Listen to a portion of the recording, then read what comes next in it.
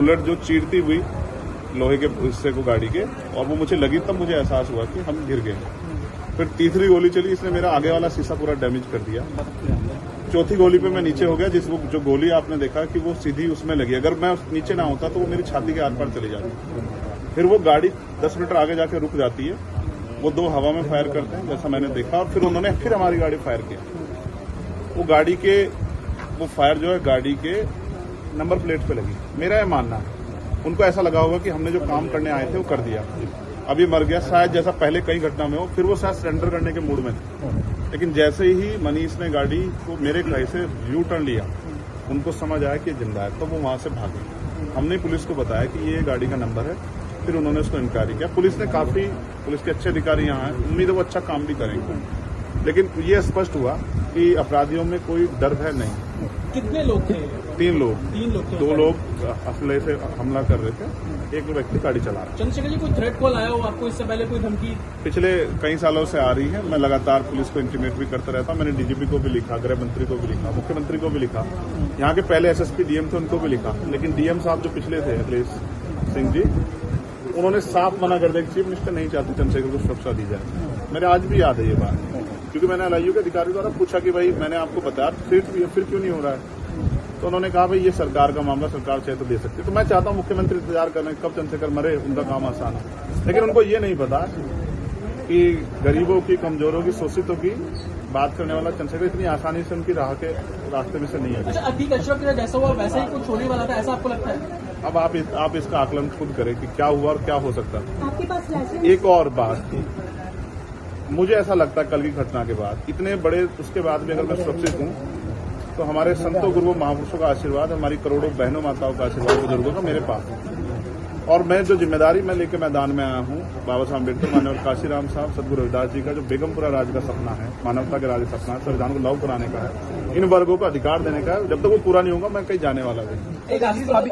मीरपुर में छोड़कर अपराधी भाग जाते हैं, तो उसको कुछ और बता रहे, कुछ तो कहानी कुछ और नया मोड़ देने की कोशिश हो सकता है वो चाहते थे जो गुजरों और दलित समाज में एकता बनी है वो एकता टूट जाए। ये होगा ही नहीं कभी, ठीक है, ये नहीं हो सकता। एक आखिरी सवाल है, अमेठी पंचायत आप लोग कर रहे हैं अपनी मांगों को लेकर। हमारी लीडरशिप ने ये निर्णय लिया है कि जब 24 घंटे में गिरफ्तारी नहीं हुई तो हमें अपने लोगों को भी जवाब देना है, तो इसलिए शायद उन्होंने 3 तारीख का समय रखा है। मैं उसका हिस्सा बनूंगा। अमेठी के अंदर एक फेसबुक वायरल हुई है पोस्ट जिसमें आपको मारने की वो की गई है, क्या कही है उसके अलावा? ठीक है, देखिए लोकतंत्र है, उनके अधिकार है, मारे या छोड़े। मैंने कहा ना, मैं पहला थोड़ा ही जो मारा जा रहा हूँ या जिसको मारने का प्रयास किया, मुझसे पहले बहुत मरे हैं, लेकिन उनको कोई जान नहीं रहा था। मुझे लोग जानते हैं तो मेरी बात आगे बढ़ती, लेकिन मैं अपने लोगों को मरने नहीं दूंगा। ये भी मैं उनको संदेश देना चाहता हूँ। पोस्ट किया है अमेठी क्षेत्रीय महासभा से कि इस बार तो बच के अगली बार नहीं बचे। देखो, मैं गोली से डरता नहीं, मैं गोली से, बंदूकों से नहीं डरता हूँ। मैं संवैधानिक रास्ते से चलता हूँ, संविधान को मानता हूँ। गोली चलाने वालों को कहना चाहता हूँ कुदरत उनको सद्बुद्धि दे, गलत जगह पंगा ले रहे हैं। मैं झगड़ा नहीं चाहता, मैं अपने लोगों को भी कह रहा हूँ कल से शांति बनाओ और संविधान के रास्ते चलो। वो हमें डिस्टर्ब करना चाहते हैं कि जो हम राजनीतिक ताकत हमारी बन रही है कमजोर हो जाए, हम दूसरी दिशा चले जाएं।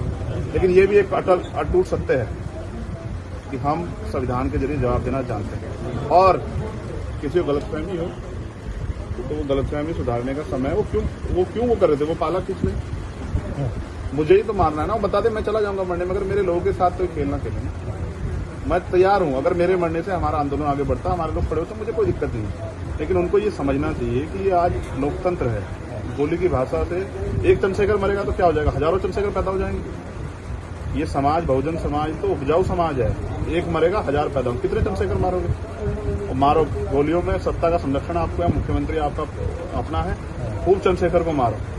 हर जिले से चंद्रशेखर पैदा हो। पहली घटना आपके साथ बाबा साहब अम्बेडकर और माननीय काशीराम साहब को सपना पूरा करे बगैर संविधान को लागू करवाए हम लोग जाएंगे। चंद्रशेखर भाई, पहली घटना आपके साथ मुजफ्फरनगर में हुई, दूसरी अब देवबंद में हुई। क्या अब लगता है कि आसपास का क्षेत्र उससे पहले बुलंदशहर में? अगर पहली घटना पे ठोस कार्रवाई हो जाती तो अपराधियों के हौसले कमजोर होते हैं। लेकिन मैंने कहा ना कि एक रानी का नहीं, प्राइमरी स्कूल के हेडमास्टर का बेटा है, एक गरीब माँ का बेटा है, तो मर जाए क्या फर्क पड़ा, किसी को क्या फर्क पड़ता है? उनका रास्ते कांटा आसान से निकल रहा है, तो इसलिए उनको लगा कोई वो नहीं। लेकिन जनता समझ रही है। मेरे एक खून का जवाब मेरे लोग जो है ना मुझे संरक्षण देके लेंगे। एक आखिरी सवाल, और सबक सिखाएंगे भारतीय जनता पार्टी की सरकार को, जिसके अब संरक्षण में गुंडे पड़ रहे हैं। एक आखिरी सवाल है, क्या ये पॉलिटिकल अटैक था आपको लगता है? पुलिस जांच कर रही है कि मेरे मरने से किसको फायदा हो सकता है। कौन मुझे चाहता मैं मर जाऊं। पुलिस जांच कर रही है, मुझे उम्मीद है पुलिस फेयर जांच करके कोई मैनिपुलेट करके नहीं सही जवाब देगी कि उन्होंने ऐसा क्यों किया। चंद्रशेखर का जो कद बढ़ रहा है देश के अंदर, कई मुख्यमंत्रियों ने भी अब ट्वीट किया है और वैसे ही ट्वीट कर रहे हैं, कहीं और कर रहे हैं, तो इस चीज को क्या ये लगता है कुछ भी गलत होगा तो लोग बोलेंगे। अगर कल मेरी जान ही चली जाती तो लोग फिर भी तो उनको पीड़ा होती, उनको अपना भी देखना है, कल उनके साथ भी हो सकती है। ये लाइन ही विचारधारा ही गलत है कि गोली से ऊपर, और ये बीजेपी की भाषा है, गोली मारो सालों को, ये वही उसी वो उपजाऊ हो रही है। देखिए बहन जी से मेरी कोई नाराजगी नहीं है, मैंने उनको हमेशा बड़ा माना, वो मुझे छोटा नहीं मानती अपने परिवार का।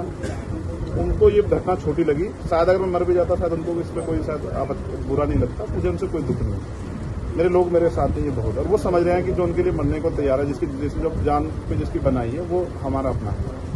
मेरे लोग मेरे साथ खड़े होंगे, मैं इस लड़ाई को लड़ता हूं। लगभग सभी दलों के लोग आपसे मिलने आए हैं, कैसा देखते हैं, क्या नहीं मैं उनका धन्यवाद भाजपा के भी विधायक आए मैं कह हैं। रहा हूँ बस सबका धन्यवाद करता हूँ, मगर ये है मैं ये प्रयास करूंगा कि भविष्य में ऐसा किसी के साथ ना, इसलिए लॉ एंड ऑर्डर की कानून व्यवस्था अच्छी होनी चाहिए, मुख्यमंत्री उस पर ध्यान देना चाहिए। बात चंद्रशेखर की नहीं है, बात इस प्रदेश में हो रही हजारों बहनों के साथ जो अस्मतें लुट रही है, हर महीने रेप हत्याएं हो रही हैं, लोगों की जान जा रही है, सब उन पर वो करता है।